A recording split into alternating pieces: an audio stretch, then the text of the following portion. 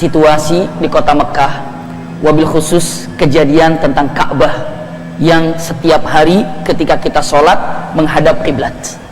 Masya Allah, di pertemuan lalu dibahas tentang bagaimana adanya Ka'bah. Kalau tidak sempat waktu pertemuan lalu hadir, ada di YouTube, silahkan buka daripada Sirah Nabawiyah di series, ada di situ untuk yang pertamanya. Dan saya juga telah menyampaikan, insya Allah, tapi itu juga di YouTube, tentang masalah bagaimana agama berhala bisa masuk ke kota Mekah Al-Mukarramah.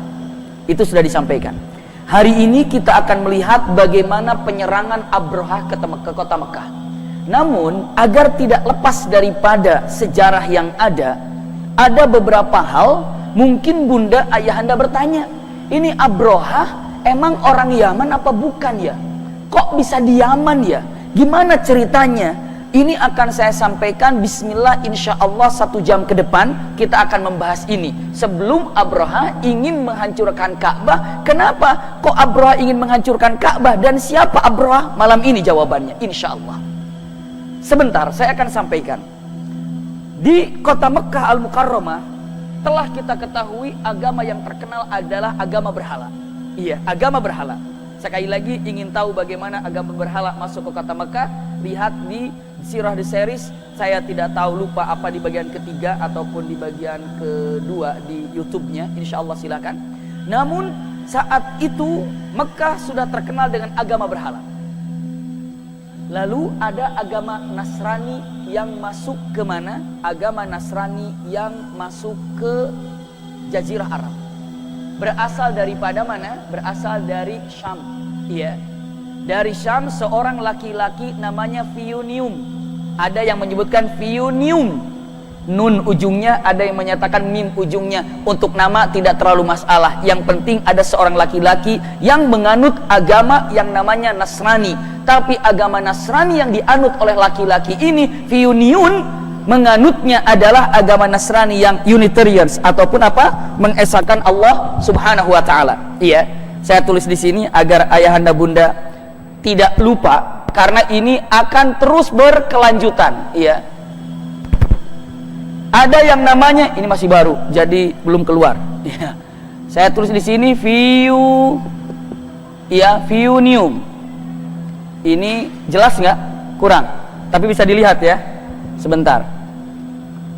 Untuk lebih dijelaskan lagi, nama yang disebut ini adalah Fiunium ataupun Fiuniun, ya. Ini adalah laki-laki yang datang ke Najran dari Syam. Berangkat dia ke Najran, berasal dari Syam. Tapi apa yang dilakukan sebenarnya, dia ingin menyebarkan agama Nasrani. Tapi agama Nasraninya bukan yang namanya Trinitas. Tapi agama yang dianutnya oleh dia adalah Unitarians atau mengesahkan Allah Subhanahu wa taala.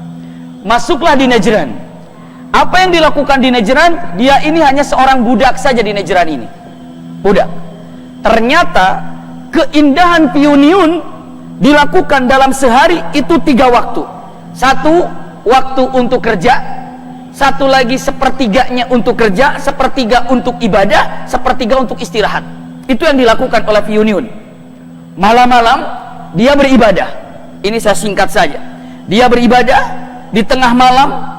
Majikannya melihat Fiuniun dikelilingi cahaya yang luar biasa.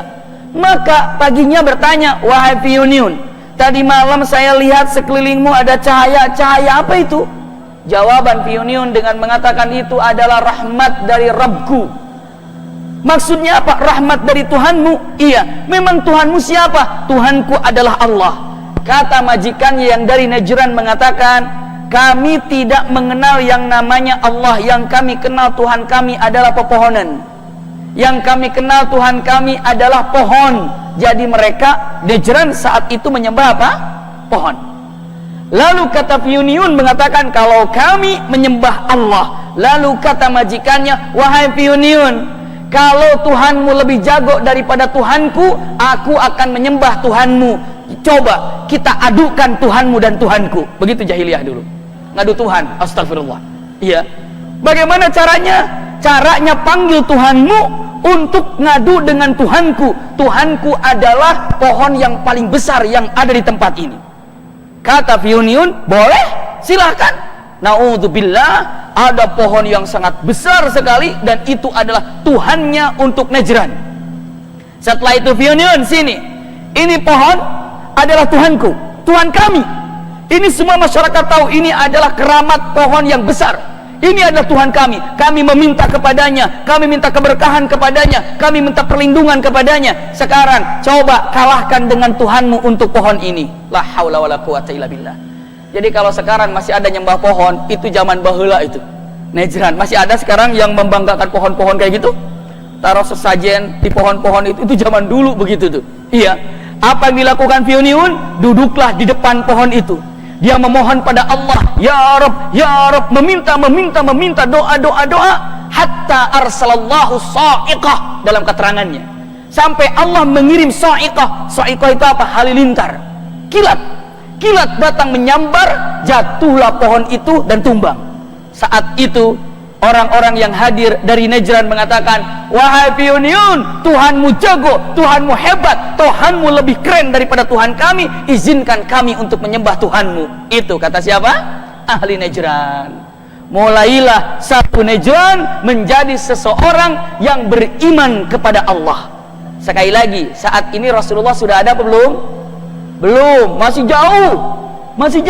Ini saya sengaja melihat daripada keterangannya setelah di pertemuan pertama bagaimana adanya kota Mekah dan bagaimana Ka'bah itu ada.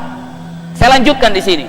Menjadilah agama Nasrani ikut dalam Fir'aun, jalanlah di jalan agama Nasrani. Berarti sekarang ada 3 tempat. Mekah terkenal agama berhala, Najran terkenal agama Nasrani, Yaman terkenal agama Yahudi. Ulangi lagi. Apa? Di Yaman terkenal agama Yahudi. Saya simpan baik-baik. Agama Yahudi kalau tidak keliru pernah saya sampaikan. Iya. Saya lanjutkan dulu. Lalu salah satu daripada muridnya Fir'aun mengembara ataupun berdakwah. Siapa namanya? Abdullah bin Samir. Saya tulis Abdullah bin Samir.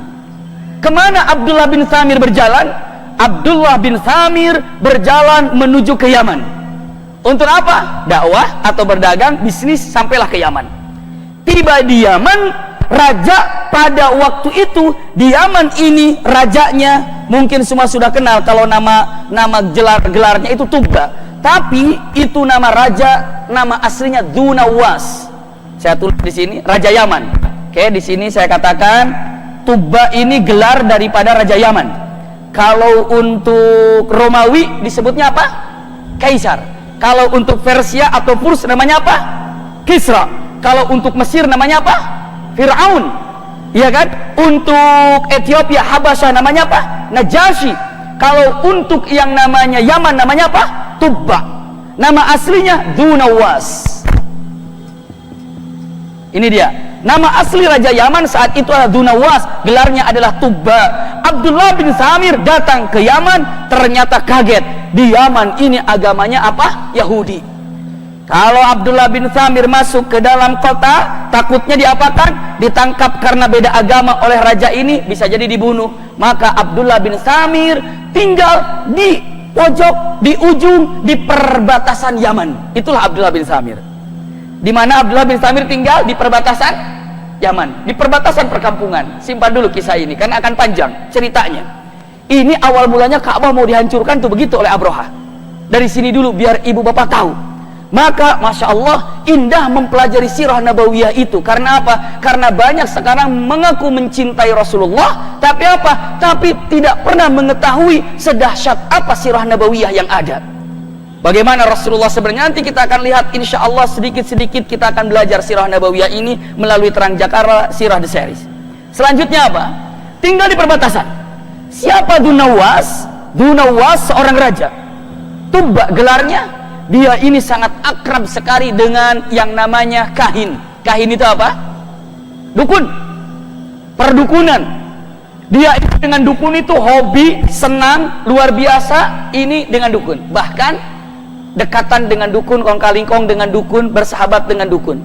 Caranya begini. Untuk mengangkat derajatnya, dia bilang, "Kun, sini kun. Dukun kan? Kun sini. Kenapa? Tolong sakitkan dia, Kun. Kalau dia sudah sakit, dia akan nyari obatnya nggak susah. Nanti biar aku yang menyembuhkannya. Bisa dipahami nggak tuh?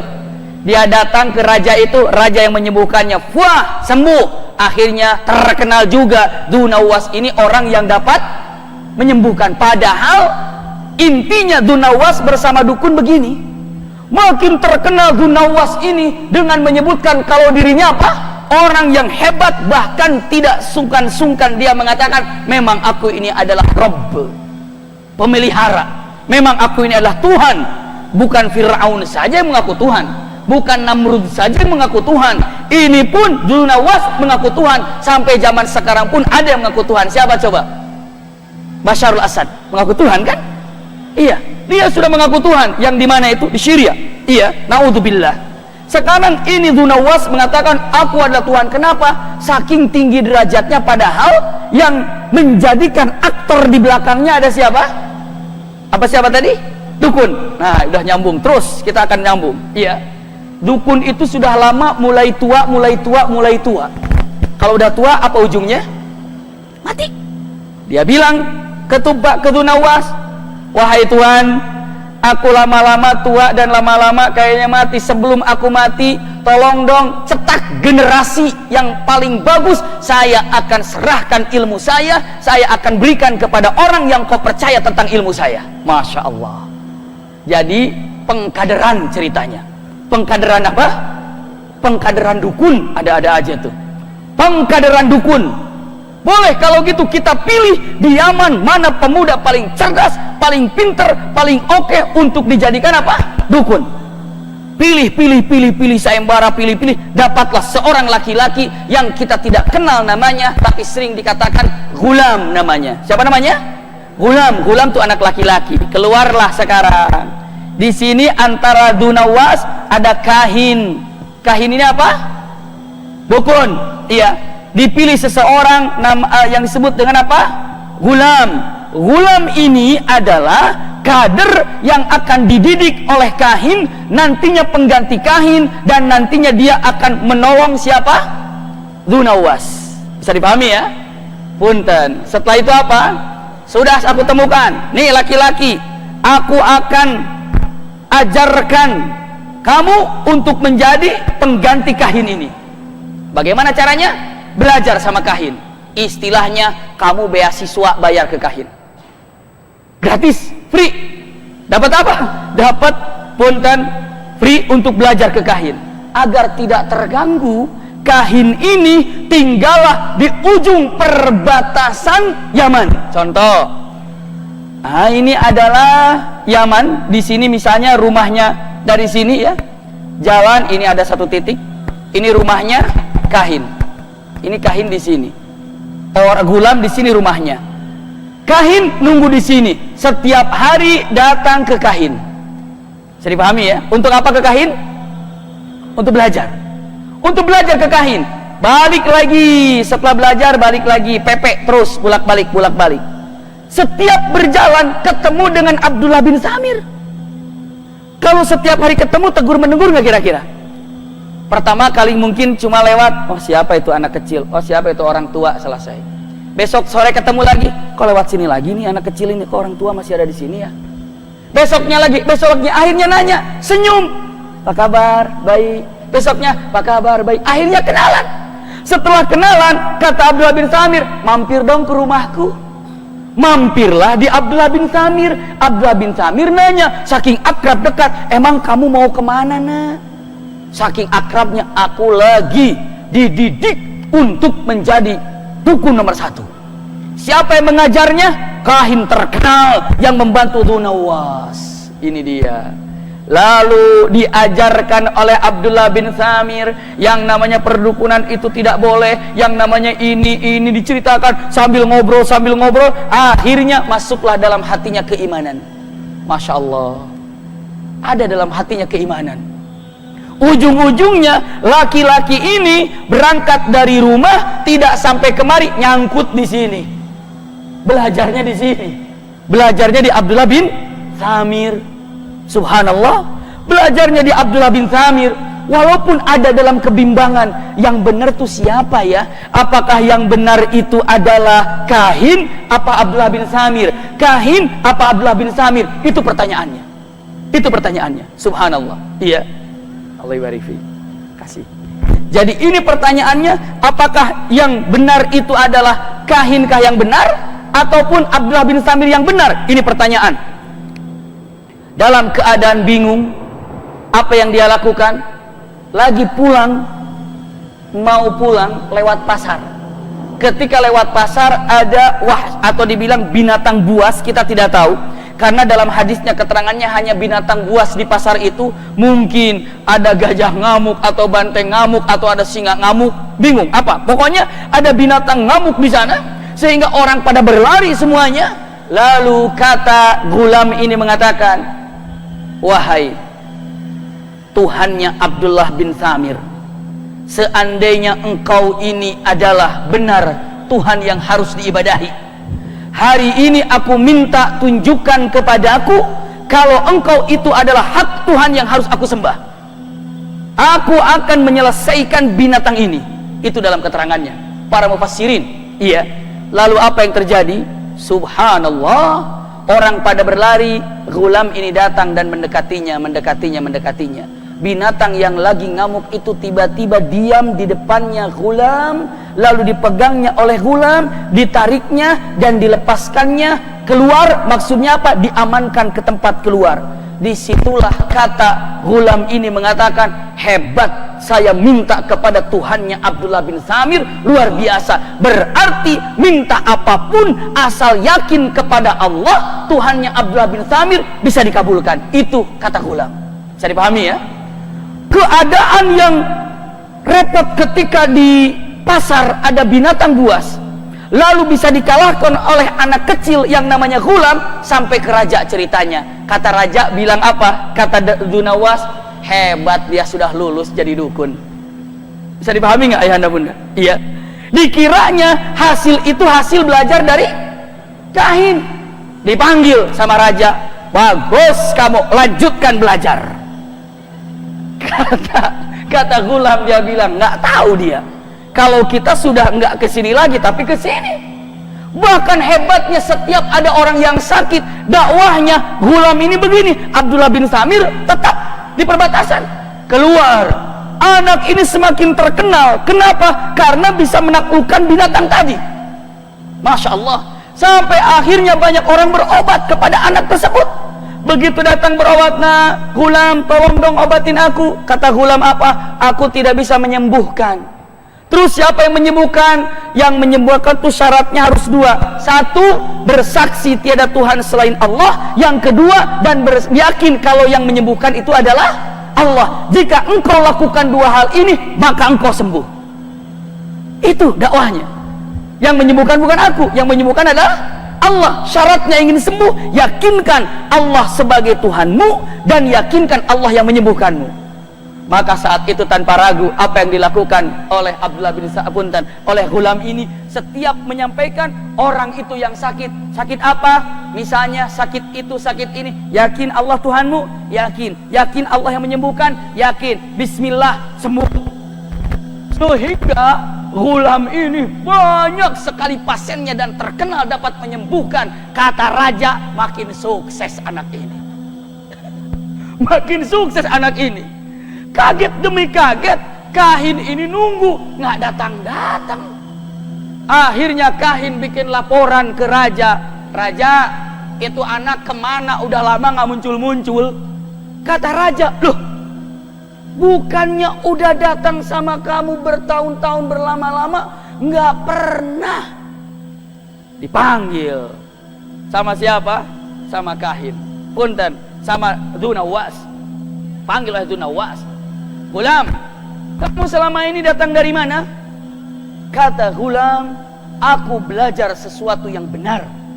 Di mana? Di satu tempat yang aku rahasiakan. Rajanya cerdas.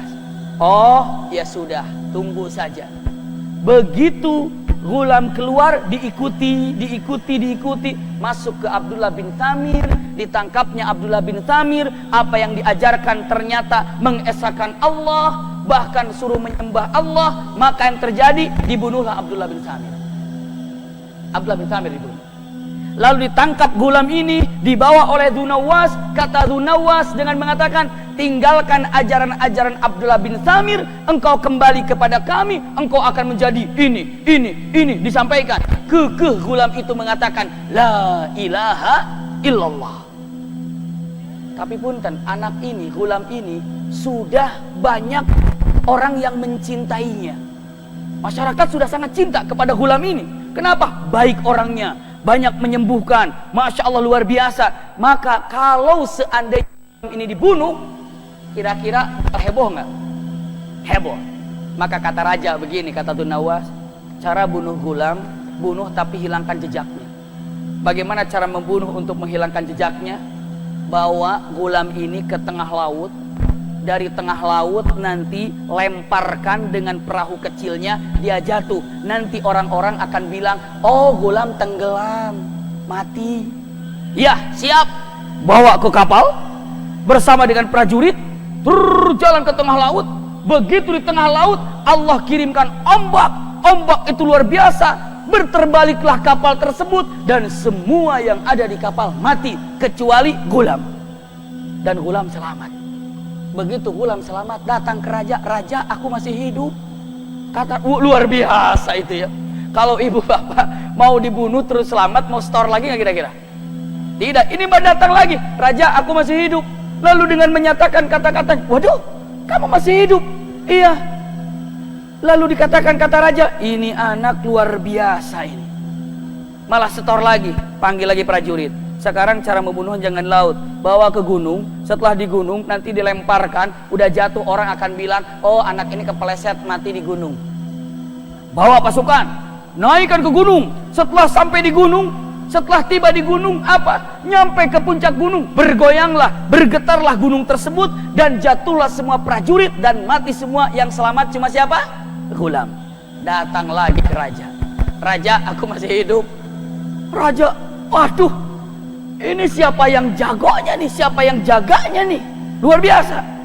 Dan walaupun disembunyi-sembunyikan, berita ini nyebar juga ke apa? Ke masyarakat. Kalau raja mau membunuh nggak jadi, nggak bisa. Kenapa? Tuhannya gulam ini jago banget. Kalau raja ini mau membunuh lewatin dari gunung, ternyata nggak bisa. Kenapa? Tuhannya gulam ini jago sekali. Lalu apa yang terjadi? Dengan mengatakan, tunggu, apa yang akan terjadi lagi? Gulam itu bilang, Tuan ke Dzunnawas, jika engkau ingin membunuh aku akan kasih tahu bagaimana caranya. Bagaimana caranya? Caranya adalah gampang. Kumpulkan orang-orang di lapangan. Setelah berkumpul di lapangan, lalu engkau nanti panah aku, tapi dengan syarat sebutkan nama Tuhanku. Maksudnya bagaimana? Bunuh aku dengan ucapan Bismi Rabbi hadzal ghulam. Aku membunuhmu atas nama Tuhanmu. Aku membunuhnya atas nama Tuhannya. Jadi kalau itu kamu bisa membunuh aku. Tapi kalau kamu hanya bunuh aku tanpa minta izin kepada Tuhanku, tidak bisa. Saking sudah marahnya. Boleh, aku akan bunuh kamu. Kumpulkan semua masyarakat. Di lapangan dikumpulkan oleh Dzunnawas sampai ribuan orang hadir di situ. Sampai kata para ulama dengan mengatakan dalam hadisnya lebih daripada 10.000 hadir di situ. Nonton melihat raja akan membunuh siapa? Gulam. Raja akan membunuh gulam. Tiba-tiba ibu bapak apa yang terjadi? Raja itu dengan panahnya langsung gak terlalu jauh jaraknya. Dipentangkannya. Begitu dilepaskannya, panah itu meleset. Set. 2 kali meleset, orang-orang udah pada ketawa. Raja nggak bisa panah, raja nggak bisa panah, raja nggak bisa panah. Gulam itu mengatakan, Tuan, wahai raja, kan aku sudah bilang, jika ingin membunuh aku, katakan Bismi Rabbi hadzal ghulam, atas nama Tuhan anak ini, atau Bismi Rabbi hadzal ghulam, aku membunuh orang ini, anak ini, dengan minta izin kepada Tuhannya. Maksudnya kepada siapa? Allah. Bismi Rabbi hadzal ghulam. Diucapkan dengan teriakannya. Pertama pelan, Bismi Rabbi hadzal ghulam. Meleset. Raja bilang lagi, tuh meleset, saya sudah bilang. Kata anak, teriak yang kencang. baru bisa. Raja itu dengan marahnya dia teriak, Bismi Rabbi hadal gulam. Dilepaskan, pluk, kena jantungnya, wafatlah. Tapi yang melihat apa? Yang menyaksikan dengan mengatakan, hebat anak ini Tuhannya. Dari beberapa kali mencoba untuk dibunuh oleh raja, nggak terbunuh. Karena apa? Karena dijaga oleh Tuhannya. Begitu minta izin kepada Tuhannya, yakni kepada Rabbnya gulam ini, Allah izinkan untuk dibunuhnya. Berarti yang jago ini siapa? Tuba apa Tuhannya anak ini? Rabbu hadzal gulam. Maka punten 20.000 orang menjadi menyembah kepada Allah. Subhanallah, atas dakwahnya satu orang. Berkorban satu orang, tidak ada nyawa salah satu yang mendapatkan berkah. Nyawanya gulam ini. Wafat tapi tumbuh 20.000. Masya Allah. 20.000 efeknya dan menjadi mukmin semuanya. Menyembah Allah tanpa mengenal dengan Trinitas. Menyembah Allah, mengikuti ajaran Nabi Isa alaihissalam yang dibawa oleh gulam. Murkalah, marahlah Raja Tuba ini. Dzunnawas marah. Kata Dzunnawas, jadi masyarakat kita ini sudah mengikuti gulam, iya, bikin parit. Tahu parit? Dibikinlah parit semuanya, panjang sekali. Lalu parit ini dikasih kayu bakarnya. Lalu setelah itu dikumpulkan orang-orang yang hadir. Lalu raja itu duduk sambil menyatakan, siapa yang beriman kepada Tuhannya gulam, nyemplung ke parit yang ada apinya. Punten, 20.000 orang dibakar habis di dalam parit tersebut. Diabadikan di dalam Al-Quranul Karim. Biar ibu bapak tadi mengatakan, benar cerita ini, benar ada dalam Al-Quranul Karim. Qutila ashabul ukhdud an-nari dhatil waqud idhum 'alaiha qu'ud wa hum 'ala ma yaf'aluna bil mu'minina syuhud wa ma naqamu minhum illa ayyuminu billah. Masya Allah, ini dia dibunuh oleh siapa? Oleh Raja Dzunnawas ini karena beriman kepada Allah saja. Sekarang saya tanya, kenapa di Syria sampai terjadi pembunuhan, sampai terjadi dihancurkan? Orang yang dihancurkan, yang dibunuh, salahnya apa? Nggak ada salah, cuma apa masalahnya? Iman kepada Allah saja. Dari dulu juga begitu, karena iman kepada Allah dibunuh, karena iman kepada Allah dihancurkan. Ngeri sekali kan ayahanda bunda, ngeri sekali. Usikum wa iyaya nafsi bitaqwallah digambarkan dalam surah apa? Ayo, surat apa? Surah apa? Ada yang tahu nggak? Surat apa? Mau jadi PR nih. Nanti yang dapat hadiahnya nanti kalau ada yang tahu. Surat apa coba? Qutila ashabul. Surat apa? Surah Al-Buruj. Masya Allah, ternyata di sini ada yang hafal Quran juga ya. Suratul Buruj, iya. Suratul Buruj. Nanti ibu bapak selesai kajian, lihat dalam Suratul Buruj ketika matan qutila ashabul ukhdud an-nari dzatil waqud. Apa yang saya sampaikan dari awal ini, itulah tafsirannya. Jadi secara tidak langsung ibu bapak sedang mempelajari tafsir Suratul Buruj, bagian daripada Suratul Buruj. Ya, anda bunda ya. Jadi dia mengatakan, jadi Abi Maki tadi lagi belajar tafsir. Iya. Kok sirah? Mustahil orang ingin mempelajari tafsir kalau jauh daripada sirah. Karena tafsir ini mengiringi perjalanan siapa? Rasulullah SAW. Jadi tadi saya belajar tafsir, betul. Yang tadi itu yang dari mulai Finiun ke Nejran, Abdullah bin Samir, lalu sampai ada Dzunnawas, sampai Kahim, Gulam, itu suratnya. Betul ayahanda bunda. Lihat tafsirannya. Iya. Saya lanjutkan. Setelah itu Gulam ini wafat. Semua banyak yang masuk Islam. Setelah banyak yang masuk Islam, maksudnya adalah punten Islam itu istislam, menyerahkan diri kepada Allah. Dibunuh semuanya 20.000 orang. Oleh siapa? Oleh siapa? Dzunnawas. Apakah 20 orang ini wafat semuanya? Tidak. Ada satu orang yang selamat. Siapa? Daus ibnu Ka'ab. Daus ini selamat. Lari dari parit yang ada. Lari dia, lari, akhirnya nggak kekejar, lari, selamat dia. Dia selamat, dia harus minta kepada siapa? Kepada raja yang beragamakan Nasrani. Bisa dipahami ya? Kenapa? Karena yang dihukum, yang dibunuh itu gara-gara mengakui adanya Allah. Maka langsung saat itu punten, Daus ibn Ka'ab ini pergi cerdas. Kemana dia perginya? Raja yang beragama Nasrani. Raja mana saat itu? Romawi. Benar. Datang ke Kaisar, ke Romawi.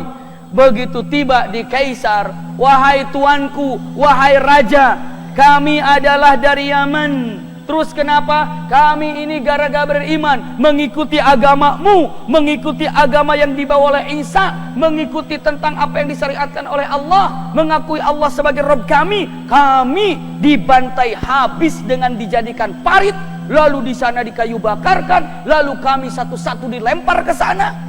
Tidak terlihat kecil atau besar masuk ke situ. Dan satu saja yang selamat adalah aku. Dan aku datang meminta kepada untuk menghancurkan Dzunawas. Bisa dipahami sampai di sini? Dari urutan masih nyambung ya. Jangan lupa nanti ini sejarah, iya. Setelah itu apa? Kata Raja Rom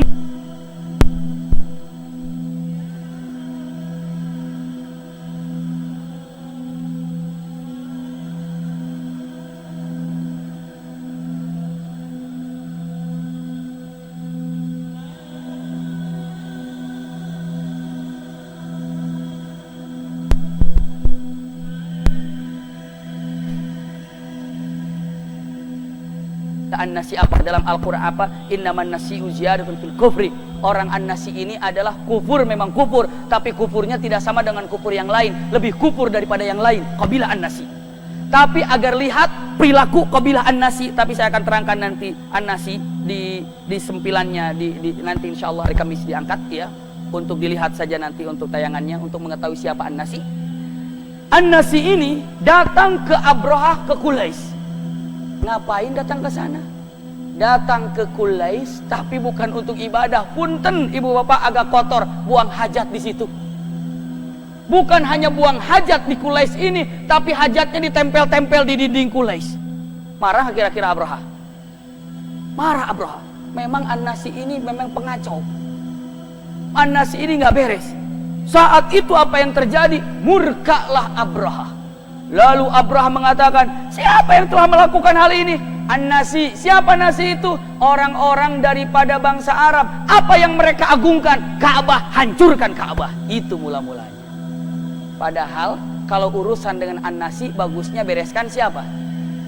An-Nasi. Tapi ingin membalas lebih dahsyat lagi, apa yang diagungkan oleh An-Nasi, Ka'bah, hancurkan Ka'bahnya. Maka saat itu Abrahah berjalan untuk menghancurkan Ka'bah. Ini dia. Jadi sekarang sudah tahu ini pertangganya sekarang, masya Allah. Ibu bapak tahu nggak ibu? Ibu bapak sedikit tahu tentang ilmu syariat. Ibu ngangguk saja. Oh, hakikatnya pintu surga terbuka. Belah. Ibu ngangguklah. Oh begitu. Terbuka lagi. Gitu terbuka lagi. Masya Allah. Sekarang ibu bapak berapa kali ngangguk di sini? Tapi ngangguknya harus berdiri lagi. Oh. Begitu subhanakallahumma udahan. Astagfirullah.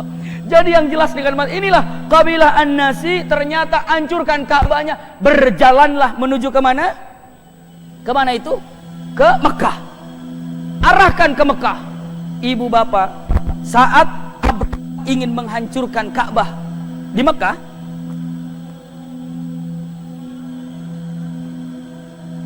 saat Abrahah ingin menghancurkan Ka'bah di Mekah, orang-orang Arab pada menentang. Ada misalnya kabilah daripada sekumpulan Dzunafar, seorang pimpinan Dzunafar. Begitu Abrahah datang ingin menghancurkan Ka'bah, dihadang. Kabilah ini menghadang. Tapi punten, apalah artinya kabilah kalau tidak bersatu? Maka ada grup yang namanya dikatakan Mawaqi' Dzunafar. Begitu kabilah daripada Dzunafar menghadangnya, hanya 10 menit, 20 menit selesai. Bunuh. Datang kabilah lagi menghadang, kalah. Agak berat itu adalah dari kabilah Khuf'um. Makanya ada seorang laki-laki Nufail ibnu Habib al-Khuf'umi. Saya catat di sini karena ini penting. Pokoknya yang dicatat penting. Nufail ibn Habib al-Khuf'umi dari kabilah Khuf'um. Nufail ibnu Habib al-Khuf'umi ini dari kabilah Khuf'um. Menyerang siapa? Menyerang daripada siapa? Menyerang Abraha. Tapi apa yang terjadi pun tidak bisa dikalahkan Abraha ini. Bahkan Nufail ibnu Habib al-Khuf'umi tertangkap dan menjadi apa? Menjadi tawanan. Jadi Nufail ibnu Habib al-Khuf'umi ini menjadi tawanan. Tawanannya siapa? Tawanannya Abraha. Dimasukkan dalam kerangkeng, lalu diikatnya, lalu dibawa-bawa dalam perjalanan. Intinya bunda, ayahanda, tidak ada kabilah Arab yang tidak menentang terhadap penghancurannya Abraha ke Ka'bah. Semua menentang. Semua menentang. Kecuali ada di Bani Thaqifah, di Taif. Siapa namanya? Abu Rughal. Beberapa ulama mengatakan Dzu Rughal. Ada yang mengatakan Abu Rughal, ada yang menyatakan Dzu Rughal. Laki-laki ini begitu datang, padahal Bani Thaqifah itu orang yang cukup banyak di dalamnya. Tapi begitu datang Abraha, pimpinan Arab manapun menentang terhadap Abraha, kecuali Dzu Rughal. Apa kata Dzu Rughal? Tuan Abraha mau ke Mekah menghancurkan Ka'bah, kami antar. Astagfirullah, pengkhianat itu. Pengkhianat. Maka saat itu gembira Abraha dan orang Arab benci kepada Dzu Rughal ini. Berjalanlah semuanya menuju ke mana? Menuju ke Ka'bah. Ibu bapak tahu dalam perjalanan Dzu Rughal itu mati. Setelah Dzu Rughal mati, dikuburkan. Dulu mah orang Arab kalau lewat makamnya Dzu Rughal bawa batu jumroh di sana, pengkhianat. Sampai dikenang pengkhianat. Sampai hari ini orang Arab ini kalau ngerti dia bilang itu pengkhianat, nggak dibilang pengkhianat, itu Dzu Rughal. Kalau sekarang ibu bapak kalau pakai isyarat, gimana orangnya? Dzu Rughal. Wah, gaya. Apaan Dzu Rughal? Ikuti sirah dong. Kenapa? Ya udah tahu Dzu Rughal sekarang. Bagaimana orangnya? Maaf ya, kamu jangan kayak Dzu Rughal dong. Waduh, apa Dzu Rughal itu apa sih? Nah, itu dia. Sekarang sudah tahu Dzu Rughal. Ya, Dzu Rughal pengkhianat. Sampai akhirnya masuklah ke kota Mekah. Tapi sebelum masuk ke kota Mekah, itu pas tiba, bentar, ini cek nih bagusnya nih. Begitu pagi-pagi saat itu di kota Mekah, ini boleh saya hapus semuanya ya, karena ada satu lagi yang akan digambarkan. Iya. Pada waktu masuk ke kota Mekah saat itu, di pinggiran kota Mekah, mungkin kalau sekarang dibilangnya antara Mina dan Muzdalifah, itu banyak pengembala-pengembala yang sedang menggembalakan kambingnya, termasuk kambingnya Abu Thalib ada di sana. Siapa Abu Thalib? Siapa Abu Thalib? Abu Thalib ini adalah siapa? Pamannya Rasulullah, berarti bukan Abu Thalib, Abdul Muttalib. Punten, iya. Siapa kalau Abdul Muttalib? Kakeknya Rasulullah. Ulangi di sini. Abdul Muttalib. Iya. Siapa Abdul Muttalib? Kakeknya Rasulullah SAW. Punya gembala. Sedang digembalakan oleh penggembala.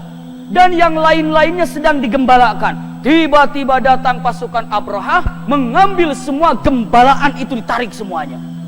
Sampai para penggembala lari ke kota Mekah. Dia bilang, aduh celaka, celaka, Abraha sudah sampai, Abraha sudah sampai, kita akan celaka semuanya. Bagaimana? Pimpinan saat itu adalah Abdul Muttalib, kakeknya Rasulullah SAW. Lalu kata kakeknya Rasul, tenang, tenang. Kenapa? Biar kami yang menghadapi Abraha. Subhanallah. Coba Abdul Muttalib datang ke sana untuk jumpa dengan Abraha, tidak bisa. Kenapa? Jaganya ketat. Abdul Muttalib bagaimana caranya? Akhirnya jumpa dengan Nufail ibnu Habib al-Khuf'umi. Siapa tadi ini? Tadi loh namanya yang satu tulis ini. Nufail ibn Habib tawanan al-Khuf'umi. Iya. Ibnu Habib al-Khuf'umi ini kenal dengan Abdul Muttalib, dan Abdul Muttalib juga kenal dengan Nufail. Kata Abdul Muttalib, Nufail, kamu di sini? Aku kan tawanannya. Kenapa? Aku melawan, cuma nggak kuat, terlalu kuat. Dan selama dalam perjalanan banyak kabilah melawan, tapi nggak bisa. Terus bagaimana? Ini kata Abdul Muttalib, saya ingin jumpa dengan siapa? Abraha, tapi nggak bisa. Kata Nufail ibnu Habib al-Khuf'umi, tenang, saya punya kenalan yang dekat dengan Abraha. Siapa? Supirnya Abraha. Supir apa? Supir gajahnya Abraha. Kan Abraha bawa apa? Bawa gajah. Gajahnya Abraha, ada yang tahu namanya siapa? Gajahnya Abraha disebut para ulama dalam kutub sirah, nama gajahnya Abraha adalah Mahmud. Mahmud namanya. Iya. Namanya Mahmud, gajah daripada Abraha itu. Subhanallah, punten. Iya, bahasanya. Karena saya mengambil dari beberapa perkataan sirah nabawiyah, termasuk Dr. Tariq Suedan menyatakan demikian. Lalu mengatakan kata-katanya, aku tahu yang nyupir Mahmud itu Sa'isul Fil, Unais namanya. Siapa yang nyupir gajahnya itu? Unais. Kira-kira namanya terlalu banyak dari tadi, nama. Emang sekarang banyak pengenalan. Biasa kalau sinetron babak pertama, episode pertama, episode 2, banyak apa? Banyak peranan yang ditampilkan kan? Banyak peranan yang ditampilkan. Ini masih awal-awal, harus tahu peranannya siapa. Unais ini adalah Sa'isul Fil. Unais Sa'isul Fil. Apa Sa'isul Fil? Itu gajah. Sa'isul Fil, Unais namanya. Ya, selama dalam perjalanan kan ditawan, lagi istirahat, ngobrol sama Unais, begitu akhirnya kenal baik. Unais, sini kata Nufel. Tahu nggak? Ada pimpinan Mekah mau jumpa dengan Abraha. Bagusnya sih jumpakan. Kenapa? Siapa tahu meringankan langkah Abraha menghancurkan Ka'bah. Lalu kata Unais, bagus juga. Akhirnya melalui Unais datanglah ke Abraha. Gini ya. Oh, maksudnya Tuhan ya. Bentang-bentang orang kita bilang ujungnya aja namanya ya. Dibilang Abraha, ya. Bagaimana kalau seandainya engkau jumpa dengan Abdul Muttalib? Kenapa? Ini adalah ketuanya Mekah. Kata Abraha, bagus, kita atur jadwalnya. Enggak, dia sudah ada. Kalau begitu secepatnya. Abraha di tenda yang luar biasa. Tenda raja, kursi raja. Abraha duduk dengan raja singgasana yang luar biasa. Punten, menunggu siapa? Kakeknya Rasulullah SAW, Abdul Muttalib. Abraha duduk dengan gayanya, dengan kesombongannya. Begitu melihat Abdul Muttalib, punten, dalam sejarah yang pernah baca, tidak pernah Abraha mengatakan ke tamunya, silakan duduk. Nggak ada. Paling duduk. Disuruh duduk di mana? Di bawah. Karena raja. Nggak ada yang bilang, silakan duduk bersamaan di singgasana kami. Nggak ada. Singgasana ini khusus untuk keluarganya atau orang-orang dekat dengannya. Tamu yang belum kenal, apalagi ini calon musuhnya kalau dibilang. Dia bilang dengan mengatakan kata-katanya. Begitu duduk Abraha ini, punten, Abraha tidak mengatakan duduk, enggak. Tapi begitu melihat Abdul Muttalib, wajahnya bersih, wajahnya gagah, penuh dengan wibawa, Abraha berdiri. Kapan Abraha menerima tamu dalam keadaan berdiri? Nggak pernah ceritanya. Ini melihat keutamaan, wibawa daripada kakeknya Rasulullah SAW. Berdiri Abraha, dia katakan, ahlan bi Raisil Qaumi Quraisy, selamat datang dengan ketua Quraisy, silakan duduk. Semua para prajurit bengong. Sejak kapan Abraha menerima tamu seperti ini? Lalu dengan gayanya, dengan sanggupnya Abdul Muttalib melihat kegagahannya, Abdul Muttalib malah, enggak, aku duduk di sini saja, di bawah. Lalu apa? Dengan terpukaunya Abraha melihat siapa? Melihat Abdul Muttalib, dia langsung, kalau begitu aku temani, duduk di bawah Abraha. Ini melihat, coba, saking apa namanya, kayaknya apa ya, terpukau, semacam apa ya, kagum. Silakan duduk. Enggak, aku di sini, kalau gitu aku temani, duduk. Semua prajurit bengong. Loh, kapan ini kok bisa Abraha duduk begini? Setelah itu sambil duduk berdua dengan akrabnya di bawah, kata Abraha, silahkan wahai Tuan. Dalam hati Abraha, kalau seandainya dia meminta agar tidak jadi menghancurkan Ka'bah, melihat kewibawaan begini, aku balik. Kenapa? Hebat orangnya, luar biasa, berwibawa. Dengan senyuman, wahai pimpinan Quraisy, apa yang ingin Anda bicarakan dengan kami? Silahkan, tidak usah ragu dan tidak usah sungkan. Silahkan. Apa kata Abdul Muttalib? Abdul Muttalib mengatakan, saya datang ke sini untuk sengaja berjumpa denganmu. Ada keperluan. Keperluan apa? Kembalikan ternak-ternak kami. Yang dipinta apa? Ternak. Tidak menceritakan Ka'bah. Kata Abraha, dasar Arab ini, Baduy, udah dihargai, malah minta kambing. Kata Abraha mengatakan, jadi kamu datang ke sini hanya untuk minta kambing? Iya. Kamu tahu nggak kalau kami datang ke sini ingin menghancurkan Ka'bah yang kau agungkan?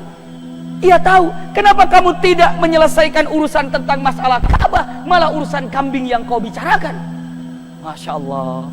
Ini terkenal jawaban Abdul Muttalib sampai hari ini tidak pernah dilupakan dalam sirah. Apa kata Abdul Muttalib dengan mengatakan, wahai raja, kalau kambing, unta itu punya kami dan kami yang harus menjaganya.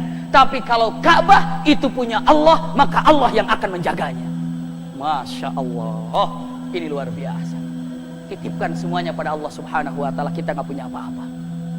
Kalau kambing itu amanahnya diberikan kepada aku, dan itu amanah, maka aku yang menjaganya. Tapi kalau Ka'bah itu punya Allah, Allah yang akan menjaganya. Lalu kata Abraha, yakin kamu nggak menghalangi kami kalau kami akan menghancurkan Ka'bah? Tidak, silahkan. Jadi besok udah kosong Mekah ya, kosong asli. Terus bagaimana? Kambing sini, unta sini. Lepaskan kambing, lepaskan unta, dibawa semuanya. Lalu kata Abdul Muttalib, yang punya kambing kemarin dibawa, silakan pilih. Yang punya unta kemarin dibawa, silakan ambil semuanya. Setelah itu, tapi besok kita sudah pergi meninggalkan Mekah. Kenapa? Ini Ka'bah akan dihancurkan oleh siapa? Abraha. Semua bersedih dan menitipkan semuanya kepada Allah. Ya Rabb, Engkau yang memiliki ini, Engkau yang punya Ka'bah, Engkau juga akan menjaganya. Masya Allah. Setelah itu berangkatlah dan pergilah. Tapi pergi nonton di atas, naik ke bukit, ingin menyaksikan bagaimana Ka'bah itu dihancurkan. Jadi tidak pergi jauh, naik ke bukit. Naik di bukit, pada nonton di bukit itu Abraha sedang jalan. Ini Ka'bah, nonton aja, kita nonton bagaimana menghancurkannya live. Masya Allah, live streaming itu jalan. Lihat bagaimana. Allahu Akbar. Bunda tahu, begitu Ka'bah sedang berjalan, Nufail ibnu Habib al-Khuf'umi lepas ikatannya, keluar daripada penjaranya. Dia terlepas, dia larinya kemana? Ke depan, paling depan. Kemana? Ke Gajah Mahmud. Yang di atasnya ada siapa? Abraha. Yang disupirinnya oleh siapa? Unais. Kata Nufail ibnu Habib al-Khuf'umi teriak, ya Mahmud, fa innaka muqbilatun ila baitillah. Obruk. Itu kata Mahmud. Kata siapa? Kata Nufail kepada Mahmud. Hai Mahmud, kamu itu sedang dibawa ke rumah Allah. Duduk, jangan maju. Duduk, bahaya. Itu yang akan kau datangi rumah Allah. Duduk kamu. Itu kata Nufail ibnu Habib al-Khuf'umi. Maka gajah itu mendengar suara Nufail ibnu Habib al-Khuf'umi, barokah, duduk, tidak mau maju. Ya Rabb, disitulah semua faudah. Langsung dikatakan gajah berdiri. Nggak mau berdiri gajah itu. Nufail berhasil. Tapi kalau gajah diarahkan ke kanan bisa, diarahkan ke kiri bisa, diarahkan ke belakang bisa, maju ke Mekah, stop, nggak bisa. Saat orang itu, ini disaksikan oleh orang-orang di atas gunung, termasuk Abdul Muttalib menyaksikannya. Gajah itu disuruh berdiri, suruh maju, nggak maju. Lalu apa yang terjadi dalam keadaan seperti itu? Datanglah awan hitam dari jauh. Awan hitam dengan cepatnya, awan hitam. Ternyata itu bukan awan hitam, ayahanda bunda, tapi apa? Burung ababil. Subhanallah. Datang burung ababil, menyerang daripada burung ababil ini, terus menyerang, mendekat, dan punten. Dalam beberapa keterangan, burung ababil itu membawa punten hajar ataupun apa? Batu. Entah berapa batu yang dibawanya, tapi beberapa ulama ada menyatakan 3, 1 di kanannya, 1 di kirinya, 1 di minkarnya. Ada mengatakan 2, 1 atau 2. Pokoknya mau bawa 3, mau 1 sak, terserah. Yang penting jangan diributkan itu. Yang penting membawa batu. Begitu datang dilepaskan oleh burung itu, ka'asfim ma'kul. Punten bunda, ayahanda, kalau batu ini jatuh di sini, langsung tembus, langsung ke bawah. Jatuh di sini, langsung tembus, langsung ke bawah.